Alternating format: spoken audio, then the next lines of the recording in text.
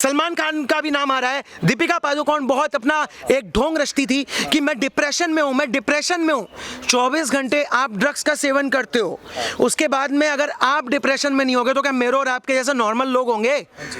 तुम लोगों की अगर इतनी औकात है बॉलीवुड वालों, तो शिखर श्रेयान पर उंगली उठा के दिखा दो। इन लोगों को जेल में तो डालना ही पड़ेगा, कड़ी से कड़ी, बड़ी से बड़ी सजा देनी पड़ेगी, क्योंकि आज तक जितनी हत्याएं हो चुकी हैं कहीं ना कहीं ये लोग जिम्मेदार हैं, हमेशा रहेंगे। और अगर इन लोगों को सजा नहीं मिलेगी तो आने वाले समय में हमारी नेक्स्ट जनरेशन के लिए, हमारी इस जनरेशन के लिए एक कोई सीख हम लोगों को नहीं मिल पाएगी। यदि हम लोगों को एक सीख चाहिए तो इनको कड़ी से कड़ी सजा देना एनसीबी का कर्तव्य भी है और बहुत आवश्यक है। और बॉलीवुड के विध्वंस की, बॉलीवुड के अंत की ये शुरुआत हो चुकी है और कहीं ना कहीं बॉलीवुड अब खत्म होने वाला है। एक भी आईएसआई एजेंट के साथ फोटो दिखा दो, कोई भी एक ड्रग्स का, तुम मेरा आज टेस्ट कर लो, मैं तो आज खड़ा हूं, आओ भाई आओ, करो ड्रग टेस्ट करो और अपना करवा लो, सब दूध का दूध पानी का पानी हो जाएगा। शिवसेना सरकार संरक्षण आज से नहीं दे रही है, बहुत पहले से देती चली आ रही है। 2014 में अक्षता नाइक और ये रश्मि ठाकरे, इनके लैंड और प्रॉपर्टी की डीलिंग चल रही थी, बाद में अर्नब गोस्वामी को उसी केस में फांस दिया गया। तो ये शिवसेना कहीं ना कहीं वहीं की लोकल रूलिंग पार्टी है, वहीं के रहने वाले हैं। उद्धव ठाकरे जी, बेबी पेंगुइन, ये सब लोग उन्हीं के साथ उठते बैठते हैं, वहीं पले बड़े लोग हैं। तो कहीं ना कहीं ये जो पूरी गंदगी का गेम है, ये सोनिया सेना वाले, एनसीपी वाले, ये सब उसी को कंट्रोल कर रहे हैं, उन्हीं के अंडर में सारी चीजें चल रही हैं। तो अगर अभी ये सारे नाम सामने आ रहे हैं तो कोई बड़ी बात नहीं है। इन्होंने तो पहले से ही डिसाइड कर लिया कि हम ये करेंगे, हम वो करेंगे, तो वो वैसा कर देगा। ये लोग सत्ता के लालच में कहीं ना कहीं इतना अंधकार में डूब चुके हैं, ये लोग इतना ज्यादा डीपली उन सब चीजों में इन्वॉल्व हो चुके हैं कि ये परमात्मा को भूल गए हैं। ये सोनिया सेना वाले, उद्धव ठाकरे, छत्रपति शिवाजी के नाम पर बनी हुई पार्टी थी। भाई साहब कहां हो आप यार? ये छत्रपति शिवाजी के नाम पे ये पार्टी बनी थी, शिवसेना। इन्होंने यहां से नाक कटवा के कहीं ना कहीं कितने सनातनों का इन्होंने भरोसा तोड़ा है। आज की डेट में जो वहां के लोकल मराठी लोग हैं, जो वहां के लोकल इनकी पार्टी के लोग थे, वो सब इनका साथ छोड़ रहे हैं, वो कहीं ना कहीं इनसे सब दूर चले जा रहे हैं। ये लोग जीरो बन चुके हैं और हमारी जो जनता है वो हीरो बन चुकी है। और हमारी हीरो जनता इनको बॉयकॉट करेगी और इनको सड़कों पर लाएगी। इन्हें जमीन पर जब तक नहीं बिछा देंगे तब तक दम नहीं लेंगे। नवाब मलिक की बात कर रहे हो, मोदी जी को ये लोग उल्टा सीधा बोलते हैं, योगी जी के लिए ये लोग उल्टे सीधे अभद्र टिप्पणी देते हैं कि उनको सुसाइड कर लेना चाहिए, उनको वो कर लेना चाहिए। अरे खुद को देखो, इनको तो यहां होना ही नहीं चाहिए। इनको सीधे पाकिस्तान या अफगानिस्तान का रास्ता दिखाओ।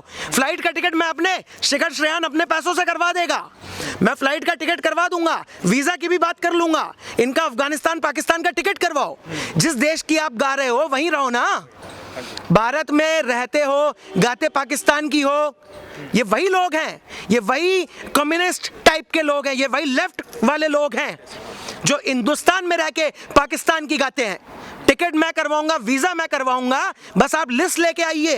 इससे ज्यादा मैं क्या बोलूं इन लोगों के लिए? ये महा गए गुजरे घटिया किस्म के लोग हैं। आप चुप होने की बात करते हैं। आप उन स्वरा भास्कर की बात कर रहे हैं जो स्वरा भास्कर लाहौर में जाती है, भारत को बदनाम करती है और वहां पे जाकर वहां की जनता से ये कहती है कि पाकिस्तान मीडिया से ज्यादा अच्छी कोई मीडिया ही नहीं है। आप उस स्वरा भास्कर की बात कर रहे हो, आप उससे उम्मीद रखते हो? आप उस दीपिका पादुकोण के से उम्मीद लगा के रखते हो जो पद्मावत जैसी पिक्चर बनाकर महारानी पद्मावती को बदनाम करती है? किसने इनको अधिकार दिया है हमारी सनातन संस्कृति, हमारे हिंदू धर्म के विरुद्ध ये सारी चीजें करने का? मैं पूछता हूं, पूछता है भारत, संस्कार ये हमारी संस्कारों को बदनाम करने का, हमारी संस्कृति को बदनाम करने का इनको किसने अधिकार दिया है? अर्नब जी अगर कहते हैं तो गलत नहीं कहते हैं, एक एक बात उनकी मुद्दे की होती है, एक एक पॉइंट उनका सत्य होता है। आप इन लोगों से उम्मीद करते हो, विशाल ददलानी जैसे दोगले लोगों से, जिनको खुद नहीं पता है कि मुझे कितने बजे उठना है, मुझे कितने बजे सोना है। एक बार ड्रग्स ले लेना है, ओवरडोज हो जाना है तो 3-3, 4-4 दिन ये लोग ना उठेंगे। वो लोग हैं जिनके ना सोने का ठिकाना, ना उठने का ठिकाना, जिनको नॉनवेज के अलावा कुछ दिखता नहीं है, ड्रग्स के अलावा कुछ सूझता नहीं है और कहीं ना कहीं सब गंदगी में रहकर ही इनको जीना है। उसी गंदगी, उसी गटर के कीड़ों से अगर आप उम्मीद रख रहे हो तो भाई साहब मैं आपसे कहना चाहूंगा ये आपकी बहुत बड़ी गलतफहमी है। कहीं ना कहीं मैं आपसे ये बात कहना चाहूंगा कि अगर आप इन लोगों से उम्मीद रख रहे हो तो आप ना रखो। उम्मीद रखनी है तो भारतीय सेना से रखो, आर्मी से रखो, हमारे मोदी जी माननीय प्रधानमंत्री जी से रखो, हमारे बड़े बड़े यूथ लीडर से रखो, और बाकी अगर आप उनसे भी ना रखो तो क्रिकेटर्स रोहित शर्मा से रखो। आपको उम्मीद रखनी है इनसे रखो। लेकिन ये बॉलीवुड की बात अगर आप कर रहे हो, these are anti nationalist, anti Hindu, so no उम्मीद एट ऑल। हाँ जी सर, वहीं पर अगर जब हम देखें, जब बार बार लगातार जब अर्नब गोस्वामी जब एक्सपोज कर रहे थे पूरे बॉलीवुड इंडस्ट्री को, महाराष्ट्र सरकार को, मुंबई पुलिस को, तब उस वक्त उनका तो सबसे ज़्यादा जिसने मजाक उड़ाया था वो द कपिल शर्मा शो में कृष्णा ने उड़ाया था और जो है कीकू शारदा ने उड़ाया था। लेकिन आज उन्हीं के शो की जो एक भारती सिंह थी जो उन्हीं के साथ थी, उन्हीं की साथी थी, आज वो पकड़ी गई हैं। तो क्या आप वो उनका भी मजाक उड़ाएंगे? क्या अब हम ऐसा देख सकते हैं कि कुछ टाइम बाद कहीं कीकू भी फंसते हुए नजर आए, कहीं कपिल शर्मा भी फंसते हुए नजर आए? क्या लगता है आपको? जिस शो की आप बात कर रहे हो ये सलमान खान फिल्म्स चलाता है, ये सलमान खान का प्रोडक्शन हाउस है, तो ये कपिल शर्मा ने भले खुद किया हो, वरना मुझे तो यही लगता है सलमान खान जो खुद को इस बॉलीवुड का बाप समझता है, जिनकी उम्र हो चुकी है 58-60 साल के लगभग पहुंच चुके हैं, जो आज भी दबंग 3 जैसी बकवास घटिया मूवी बनाकर खुद को एक 25-30 साल का नौजवान दिखाते हैं, अगर आप उनकी बात कर रहे हो तो ये अर्नब गोस्वामी का मजाक उड़वाने में दूर नहीं भागेंगे, ये सेकंडों में उड़वा देंगे। और ये कृष्णा अभिषेक अगर उड़ाते हैं मजाक, या फिर ये कीकू शारदा उड़ाते हैं, या भारती उड़ाती हैं, ये कोई भी मजाक उड़ाता है तो कहीं ना कहीं लोगों को खुद के गिरबान में झांक कर देखना चाहिए कि अर्नब गोस्वामी जी क्या कर रहे हैं इस देश के लिए और हम क्या कर रहे हैं इस देश के लिए।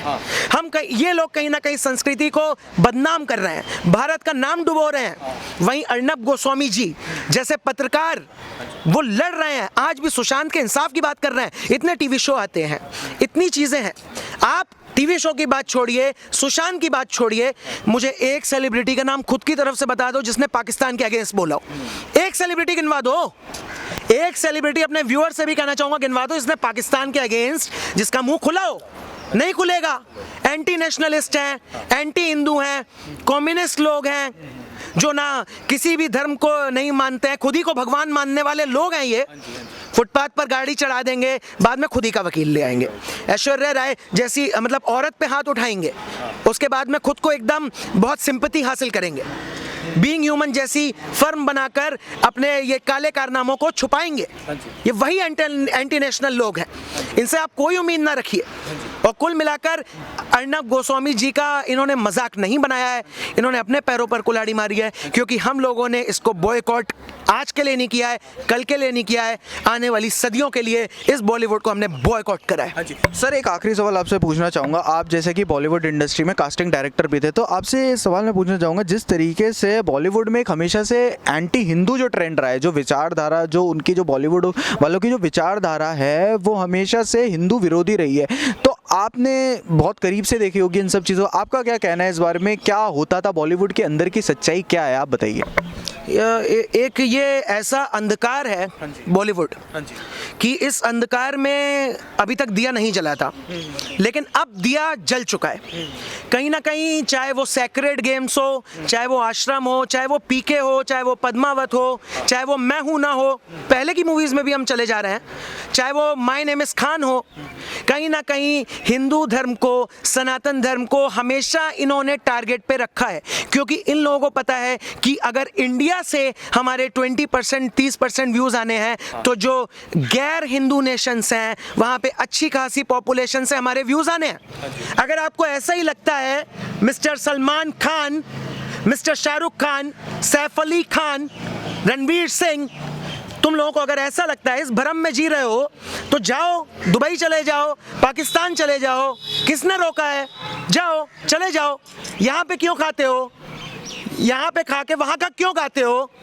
दिवाली पे बड़ा ये लोग स्टेटमेंट देने आ जाएंगे, पॉल्यूशन होगा, पॉल्यूशन होगा, ठीक है, कहेंगे। अभी एक दीपिका पादुकोण का ऐसे ही करके कुछ स्टेटमेंट आया, काफ़ी सेलिब्रिटीज़ का आया, उनमें से किसी एक सेलिब्रिटी का ये भी आया कि दिवाली पे बम पटाखे दगाते हैं तो एनिमल्स को हार्म होता है। और अब वही सेलिब्रिटी जब जाके कबाब खाता है, बकरा खाता है, वही मुर्गा खाता है, तब एनिमल का हार्म नहीं दिखता है? जब बकरे का गला कटता है तब नहीं दिखता है?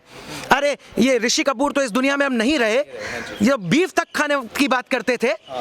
क्या इन लोगों के लिए क्या सिंपैथी होगी, क्या रिस्पेक्ट होगी, क्या इन लोगों के लिए मैं बोलूं? These are not a nationalist, ये लोग नेशनलिस्ट नहीं है। कहीं ना कहीं इन लोगों को तलोजा जेल के अंदर डालना चाहिए, और तलोजा जेल में ना डालना, जैसे नवाब मलिक का बयान आया, तो ये तो वैसी ही बात हो गई कि कसाब को कुछ दिन के लिए जेल में डाल दो जिससे वो प्रायश्चित कर सके। तो ऐसा नहीं पॉसिबल है, इन लोगों को जेल में तो डालना ही पड़ेगा, कड़ी से कड़ी, बड़ी से बड़ी सज़ा देनी पड़ेगी, क्योंकि आज तक जितनी हत्याएं हो चुकी हैं कहीं ना कहीं ये लोग जिम्मेदार हैं, हमेशा रहेंगे। और अगर इन लोगों को सज़ा नहीं मिलेगी तो आने वाले समय में हमारी नेक्स्ट जनरेशन के लिए, हमारी इस जनरेशन के लिए एक कोई सीख हम लोगों को नहीं मिल पाएगी। यदि हम लोगों को एक सीख चाहिए तो इनको कड़ी से कड़ी सज़ा देना एनसीबी का कर्तव्य भी है और बहुत आवश्यक है। और बॉलीवुड के विध्वंस की, बॉलीवुड के अंत की ये शुरुआत हो चुकी है, और कहीं ना कहीं बॉलीवुड अब ख़त्म होने वाला है। बहुत बहुत शुक्रिया।